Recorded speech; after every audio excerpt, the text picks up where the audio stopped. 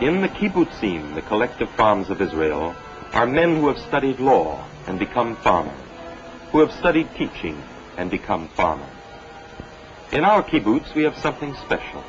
Yoel, who studied farming and became a cameraman. We gave camera and film and time to Yoel, and he gave us this motion picture that we show to you.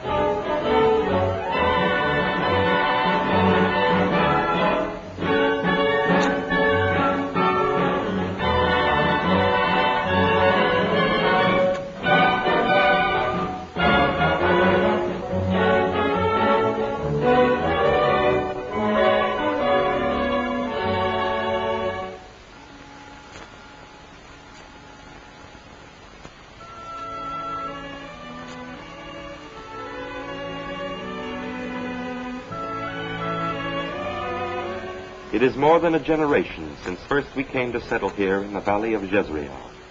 For 30 years we have watched the sun rise over our valley, giving life and light.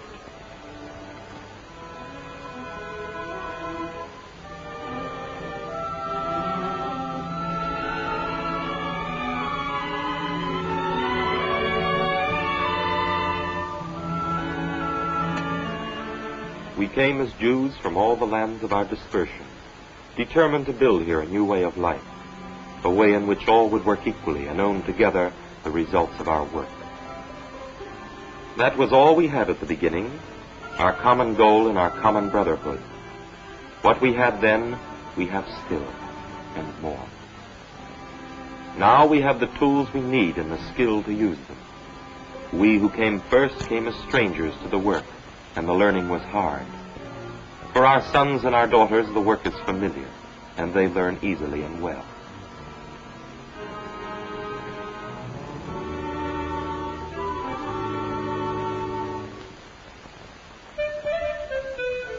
We look upon our children and see with our eyes that the land is good and the life is free, and we are content.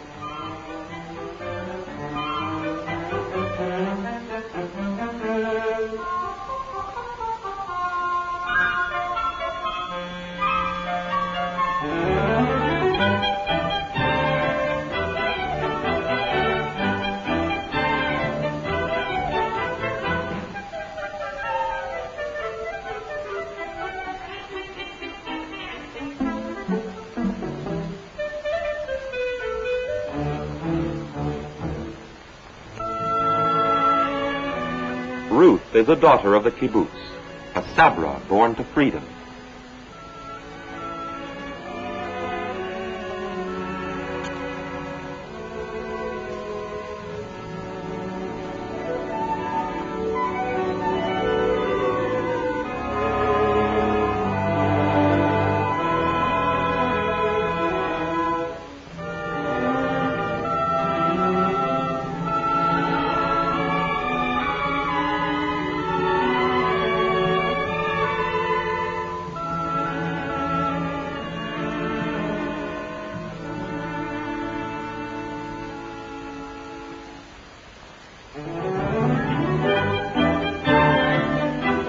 We who lived confined in other places have loosed our chains and built a free land, and given it as a heritage unto our children, and they to theirs.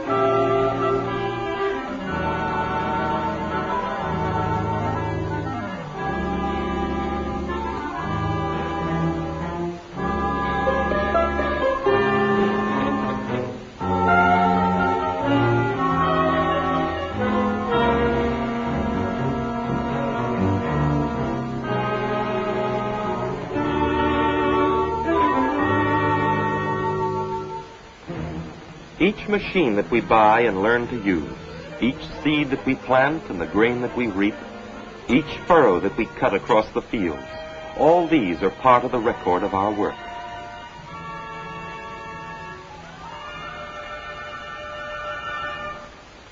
The land itself that feeds us was swamp once.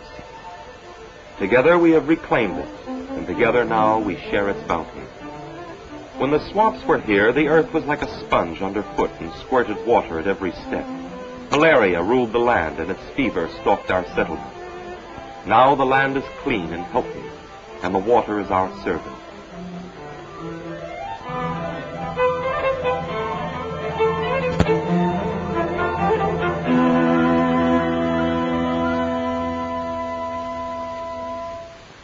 Outside of Israel, the world has forgotten that the Jews were farmers before they were tailors, and they held the scythe before the pen. We in the kibbutz hold the scythe and work the land, and others in the cities hold the pen. Each chooses his work. This is the way of normalcy and of a nation among other nations.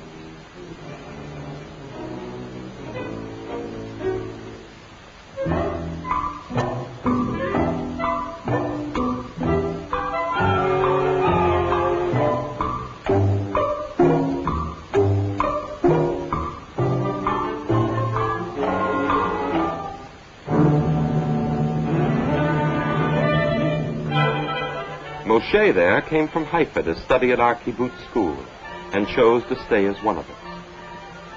And now his child is among these who climb on the wagon.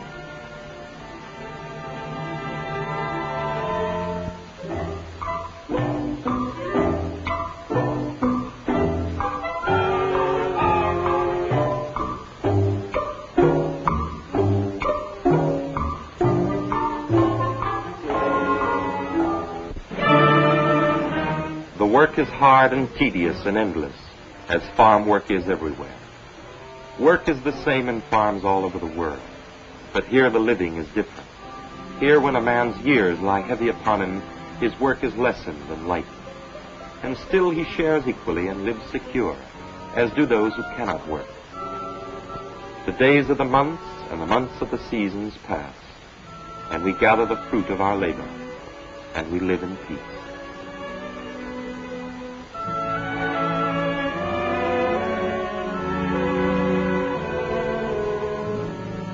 Our neighbors come from the hills around and are welcome. All are welcome who come in peace.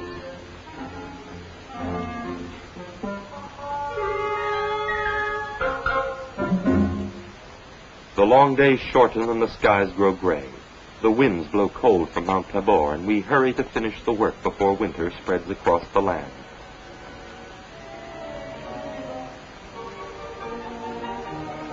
Then the rains drive us from the fields. The work slows, and we wait as the seeds of our plantings sleep in the thirsty earth.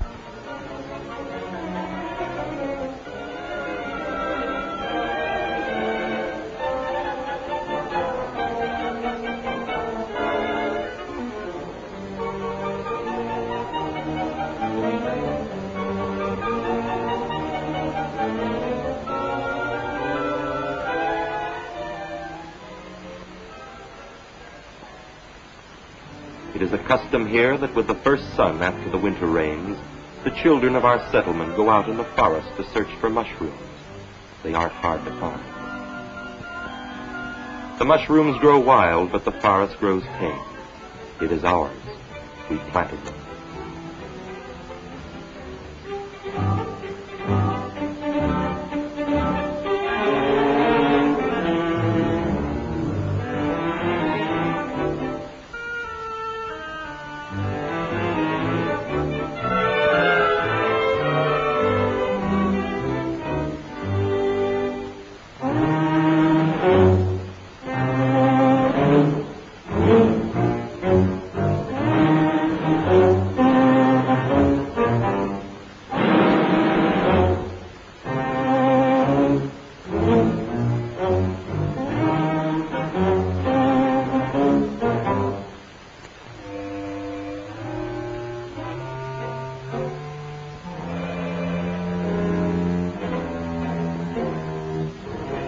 The forest is important, and we care for it.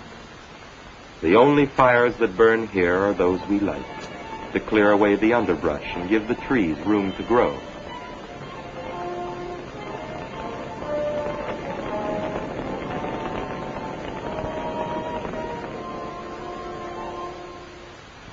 Every year we plant new saplings.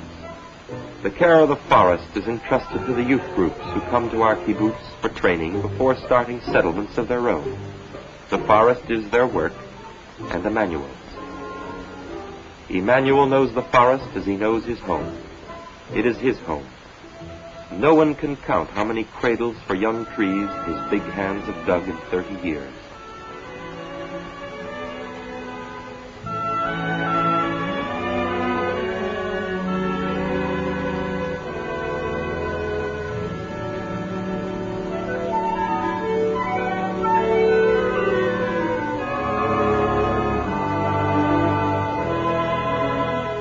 Seedlings for our forest come from our own nurseries, and from other kibbutzim, and from countries all over the world.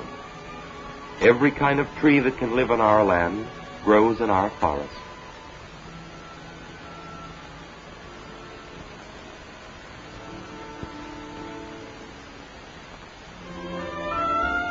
These trees spread over the hills like a carpet, and stand cool and quiet like a crown above our kibbutz. This is our doing. This is what we wish to do.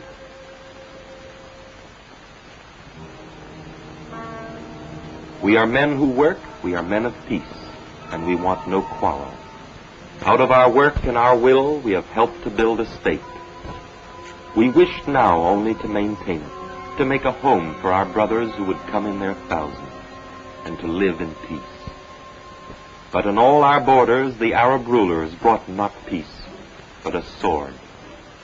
We who turned from the pen to the plow, turned out of necessity from the plow to the gun. We prepared to defend our homes. There was no other choice.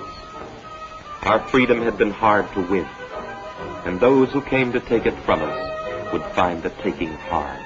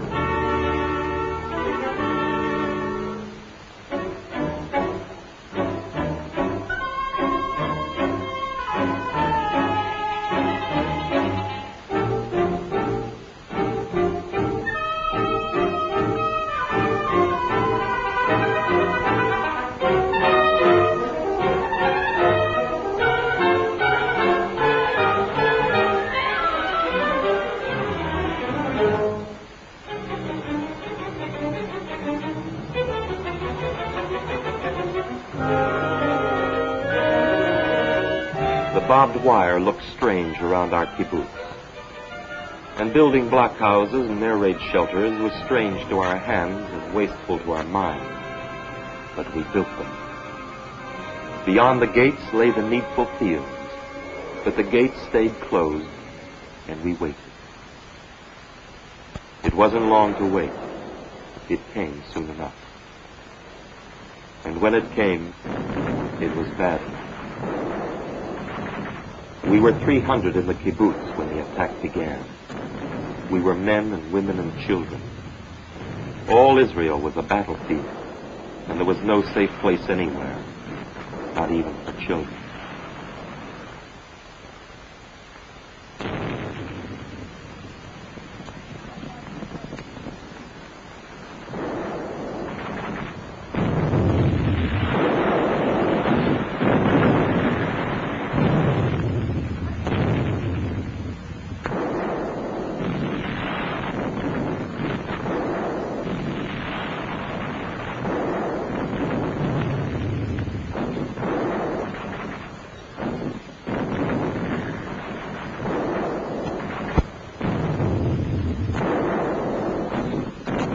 War is killing and waiting, and so it was here. Day after day we beat them back until we knew they could hurt us and kill us, but they could not take us. We held our place until Palmach, the commandos of the Israel army, shook free from the defense of Haifa and came over the hills to help us drive them out.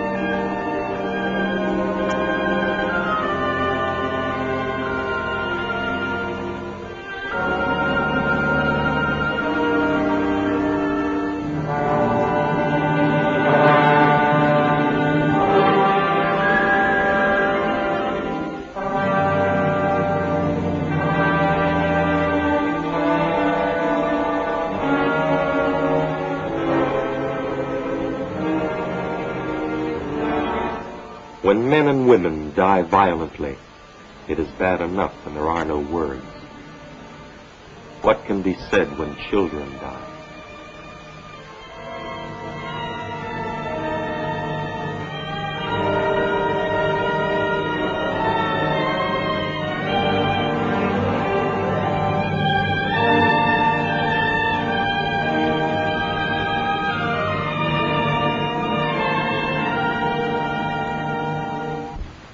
Because pain, too, is a part of our story, we ask Yoel to take these pictures.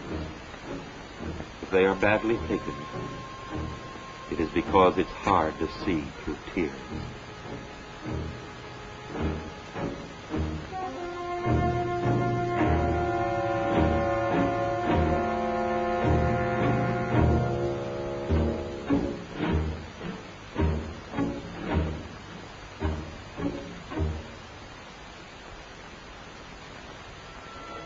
The history is known. The war was won and we were only a little part of it. And after, we did what everyone did. We began again. The only tribute to the dead is to fulfill the things for which they died.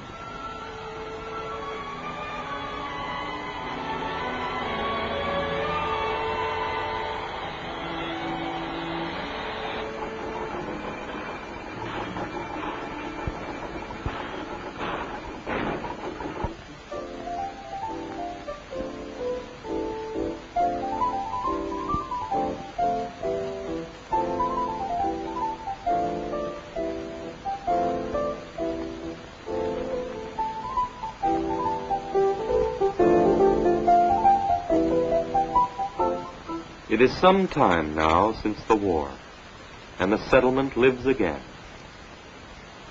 The dead are remembered, the stars are there, but they are hidden now. Fortunately, children have a short memory for pain.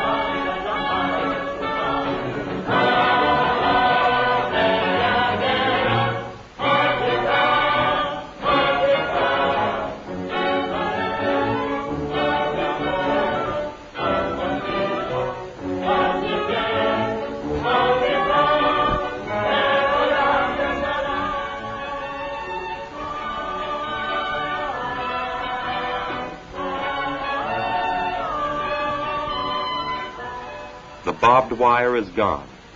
The fields stretch green and fertile across the valley, and our land is beautiful.